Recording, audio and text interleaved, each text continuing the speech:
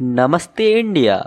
India यानी सोने की चिड़िया कहे जाने वाला देश 15 अगस्त 1947 को आज़ाद हुआ हमारे बहुत कीमती लोगों के वजह से।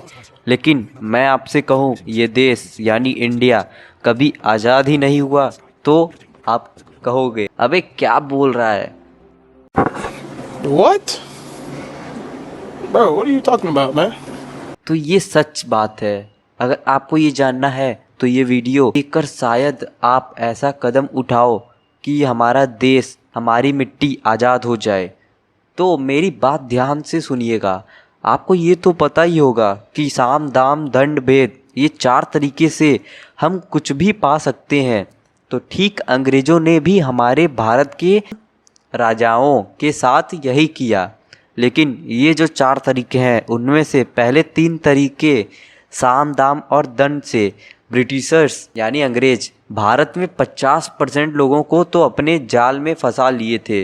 लेकिन जो बाकी बचे राजा लोग थे वो समझदार थे, लेकिन उन्हें अपने जाल में फंसाने के लिए इस्तेमाल करते हैं सबसे खतरनाक हथियार, चौथा वाला भेद, जिसमें अच्छे से अच्छे समझदार को यूं ही ख़त्म किया जा सकता है। तो ये जो भेद वाला हथियार था वो लैला मजनू के प्यार के रिश्ते को एक दूसरे को कट्टर दुश्मन बना सकता था। तो ऐसे ही ब्रिटिशर्स ने हिंदू मुस्लिम सिख ईसाई ये चारों में भेदभाव कराना चालू कर दिया। ध्यान दीजिएगा ये सब आखिर भेदभाव करते कैसे थे। तो हिंदुओं में गाय को गौ माता माना जाता है और अगर गौ माता को कोई मार दे तो उसकी समझो वाट लग गई। और मुस्लिमों में ऐसे ही सूअर को नहीं काटा जाता, अगर कोई सूअर को काट दे उनके सामने तो उनका अपमान माना जाता है। बस यही ब्रिटिशर्स ने इनका उल्टा किया। उन्होंने हिंदुओं में आग लगाना चालू कर दिया कि मुस्लिमों ने गाय काटी और ऐसे जो हिंदुओं में ऐसे ही काम को अपमान माना जाता वही बात मुस्लिमों का भेष बदलकर करवाया और कान भरा जाता। और ठीक ऐसे ही मुस्लिमों में भी करवाया गया और इसका फ़ायदा ब्रिटिशर्स उठाते थे। और आखिरकार जब हमें हमारे वीरों के कुर्बानियों से आज़ादी मिली, लेकिन एक मुस्लिम भाई साहब को मुस्लिमों के लिए एक अलग देश चाहिए था और क्योंकि वो मुस्लिमों के लीडर थे। लेकिन मुझे लगता है कि अंग्रेज़ों ने ही उनके भी कान भरे थे, तो अंग्रेज़ों ने उनकी शर्त मान ली और सर सिरिल रेडक्लिफ को बुलाया गया कि 8,80,00,000 मुस्लिमों को बराबर जगह मिले। तो उन्होंने 4,50,000 स्क्वायर फीट मिला था, जो पाकिस्तान और ईस्ट पाकिस्तान जो आज बांग्लादेश है। और रात 15 अगस्त रात 12 बजे पाकिस्तान का जन्म हुआ और उसी के साथ इंडिया भी आज़ाद हुआ। लेकिन इंडिया को उसका हक अधिकार तो मिला, लेकिन एक चीज़ से आज़ादी आज तक नहीं मिली, वो है भेदभाव। ठीक जैसे ही अंग्रेज़ों ने हिंदुओं और मुस्लिम में भेदभाव आग लगाया था, लेकिन आज़ादी के बाद अंग्रेज़ों की जगह वोट मांगने वाले भिखारियों ने ली। ध्यान से सुनिएगा, मेरे लिए जो वोट मांगकर अपने देश के लिए कुछ नहीं करता, बस अपनी जेबें भरता है, वो वोट मांगने वाला भिखारी है।